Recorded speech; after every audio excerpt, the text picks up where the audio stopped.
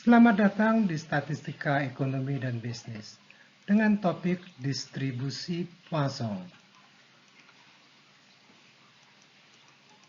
Setelah menyaksikan video ini, Anda diharapkan akan memahami konsep distribusi Poisson. Perkenalkan, nama saya adalah Pribadi Setianto. Baik, mari kita mulai. Jadi, capaian pembelajarannya adalah pertama, mampu memahami situasi nyata yang dapat didekati dengan probabilitas teoritis Poisson. Kemudian, mampu menggunakan formula probabilitas Poisson untuk pemecahan masalah nyata keseharian. Dan yang ketiga adalah mampu menggunakan fasilitas pada Excel dalam melakukan penetapan nilai probabilitas Poisson. Sehingga materinya meliputi dua kegiatan, yaitu distribusi Poisson dan penggunaan Excel pada distribusi Poisson. Baik, kita mulai. Distribusi Poisson. Untuk memudahkan, kita gunakan pemahaman yang mirip dengan model sebelumnya, yaitu distribusi binomial. Variabel Poisson merupakan banyaknya kemunculan atau kejadian sukses dalam sebuah interval tertentu. Intervalnya dapat berupa durasi waktu, panjang, luas, atau isi. Jadi, ada berapa kejadian dalam periode waktu, atau dalam panjang, atau dalam luas, atau pada isi tertentu. Perhatikan adanya kata kunci interval tertentu. Adapun ciri-ciri eksperimen Poisson adalah sebagai berikut. Pertama, banyaknya kejadian atau banyaknya sukses pada sembarang interval adalah independen. Maksudnya, dia independen terhadap banyaknya sukses yang terjadi pada sembarang interval lainnya. Kedua, probabilitas sebuah sukses pada suatu interval adalah sama untuk semua interval lain dengan ukuran yang sama. Ketiga, probabilitas peristiwa sukses atau probabilitas munculnya peristiwa pada suatu interval adalah proporsional terhadap besarnya interval. Jadi, bila probabilitas satu kejadian dalam interval waktu 5 menit adalah 0,2, maka probabilitas satu kejadian dalam interval waktu 10 menit adalah 0,4. Keempat, probabilitas lebih dari satu sukses pada sebuah interval akan terus mendekati 0 dengan semakin kecilnya interval. Jadi bila interval terus dipersempit, maka probabilitas lebih dari satu secara konsisten akan terus menurun, sampai akhirnya tidak mungkin terjadi lebih dari satu peristiwa secara bersamaan karena interval waktu yang demikian sempitnya. Kita lanjutkan. Ini ilustrasi diagram untuk ciri-ciri tadi. Misalkan ada 12 peristiwa sepanjang 4 interval waktu itu. Peristiwa ditandai oleh garis tegak berwarna merah, sekat-sekat waktu menggunakan garis tegak berwarna biru tua. Terjadinya peristiwa dalam interval waktu adalah independen karena bersifat random, tidak mengandung pola. Rata-rata peristiwanya adalah menjadi demikian ini, yaitu sebesar 3. Apabila intervalnya diperpendek menjadi separuhnya, maka rata-rata peristiwanya per interval juga akan separuhnya, sebagaimana yang terlihat ini. Peristiwa tetap ditandai garis tegak warna merah. Sekat-sekat waktu ditambah dengan garis tegak berwarna biru muda. Di sini independensi kejadian antar interval semakin nyata. Tidak terlihat adanya pola kemunculan antar interval. Silakan dibayangkan bila interval waktunya dipersingkat lagi menjadi 1/10 atau bahkan 1/20 waktu awal. Kita tidak menemui adanya lebih dari satu peristiwa dalam interval waktu yang sangat pendek itu. Kita lanjutkan. Ini beberapa contoh situasi yang dapat didekati dengan distribusi Poisson. Misalnya, banyaknya kendaraan yang mendatangi pintu tol selama 1 jam pada Senin pagi. Perhatikan bahwa digunakan keterangan spesifik Senin pagi, karena perilaku lintas hari bisa berbeda. Juga antara pagi atau siang atau malam juga bisa berbeda-beda. Contoh berikutnya misalnya banyaknya bakteri dalam setiap 1000 liter air di dalam kolam. Atau banyaknya salah cetak dalam selembar surat kabar. Atau mungkin banyaknya mobil yang terjual dalam sepekan di sebuah pusat jual beli mobil bekas. Atau bisa juga banyaknya pengemudi sepeda motor yang beristirahat dalam setiap 10 km pada 2 hari menjelang hari raya di Kabupaten Cirebon misalnya. Kita lanjutkan. Ini model matematik atau formulanya. Dengan mu diperoleh dari observasi atas sejumlah interval terdahulu, seperti misalnya yang ditunjukkan oleh gambar terdahulu. Jadi probabilitasnya mensyaratkan diketahuinya mu atau expected value-nya.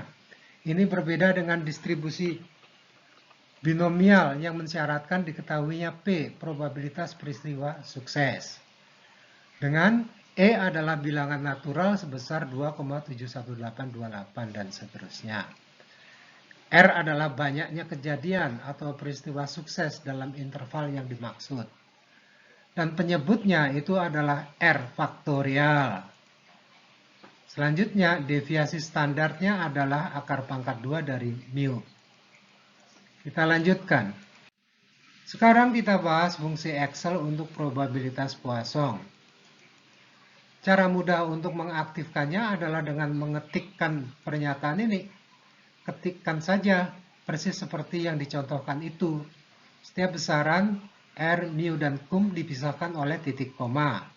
Besaran cum meminta pilihan 0 atau 1.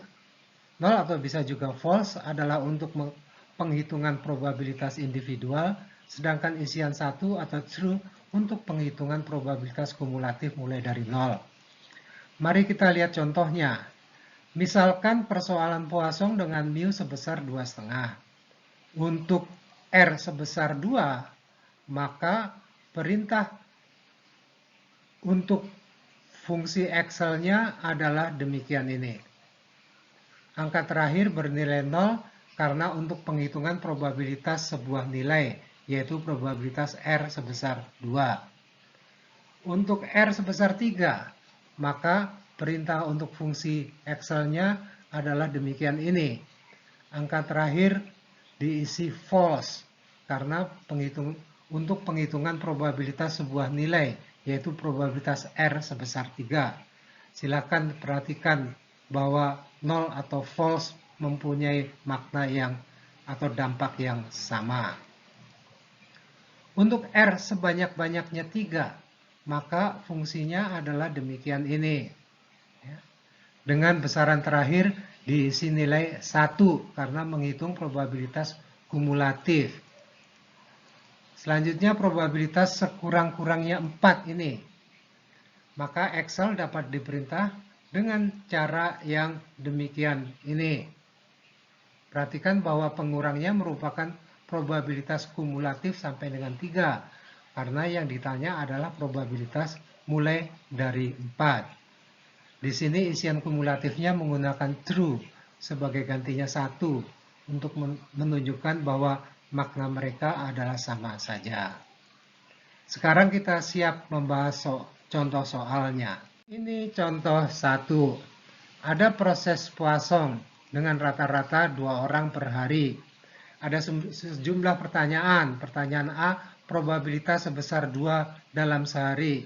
Perhatikan agar Anda tidak terkecoh oleh kalimat sudah adanya 3 orang pada hari ini. Mengapa tidak perlu terkecoh? Karena banyaknya kejadian adalah independen antar interval waktu. Pertanyaan B, lebih dari 10 dalam sepekan. Pertanyaan C, sebanyak-banyaknya 8 dalam 5 hari. Pertanyaan D, probabilitas sebanyak 2 setiap hari selama 3 hari berturut-turut. Pertanyaan D ini memerlukan pertimbangan khusus. Berdasarkan asas independensi, maka adanya 2 kejadian per hari selama 3 hari yang berurutan merupakan perkalian dari probabilitas masing-masing hari. Baik, untuk dapat digunakan pada lembar berikutnya, di sini dibuat ringkasan situasi soalnya sebagai berikut ini. Mari kita jawab. Disajikan ulang ringkasannya. Jawaban pertanyaan A. Yang ditanyakan adalah probabilitas X sama dengan 2. Berdasarkan formula ini, kita masukkan X dan mu yang sesuai ini, sehingga diperoleh probabilitas X sama dengan 2 adalah sebesar 0,27067. Ini juga bisa diperoleh dengan perintah Excel yang demikian ini. Jawaban pertanyaan B.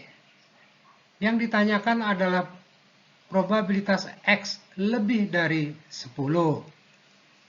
Durasinya adalah untuk 1 pekan, sehingga mu yang relevan adalah 7 dikali 2 sebesar 14 per pekan. Kita gunakan asas komplementaritas dan Excel dengan perintah yang demikian ini, yaitu 1 dikurangi probabilitas kumulatif sampai dengan 10, sehingga diperoleh probabilitas X lebih dari 10 adalah 0,82432. Jawaban pertanyaan C.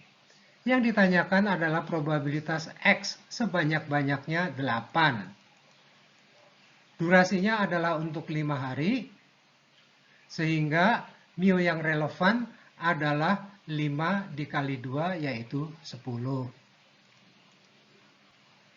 Kita gunakan Excel dengan perintah yang demikian ini, yaitu probabilitas kumulatif sampai dengan 8, sehingga diperoleh probabilitas X sebanyak-banyaknya 8 adalah 0,3328. Jawaban pertanyaan D. Yang ditanyakan adalah probabilitas X sebesar 2 setiap hari selama 3 hari berurutan. Ini dapat dituliskan demikian ini untuk menunjukkan adanya 3 peristiwa. Durasinya adalah untuk 1 harian, sehingga mu yang relevan adalah 2. Dengan asas independensi, maka probabilitas 3 peristiwa independen akan diselesaikan dengan perkaliannya. Berdasarkan nilai probabilitas X sebesar 2 dalam sehari pada pertanyaan A, maka probabilitas sebesar 2 setiap hari selama 3 hari adalah demikian ini, sehingga diperoleh jawabnya adalah 0,0198. Kita bahas contoh 2. Ini soalnya, analisis soalnya. Ini merupakan eksperimen Poisson karena ada frekuensi kejadian dalam interval yang bersifat random dan independen. Maka jawabnya adalah sebagai berikut. Untuk kasus Poisson, perlu diketahui rata-rata persatuan interval yang relevan. Dari soal diketahui rata-ratanya adalah 1 per 50 meter persegi. Sedangkan yang ditanyakan adalah probabilitas X sama dengan 0 per 10 meter persegi. Sehingga perlu ditetapkan nilai mu yang relevan untuk soal, yaitu sebesar 0,2. Maka nilai-nilai yang relevan bisa dimasukkan ke dalam formulanya demikian ini. Sehingga didapatkan probabilitas tak dijumpai cacat adalah sebesar 0,81873. Bila menggunakan Excel, maka perintahnya akan demikian ini. Demikianlah pembahasan distribusi Poisson, pendekatan distribusi probabilitas diskret untuk variabel hasil penghitungan atau frekuensi kejadian. Semoga dapat membantu pemahaman Anda. Terima kasih, salam sehat, dan sukses.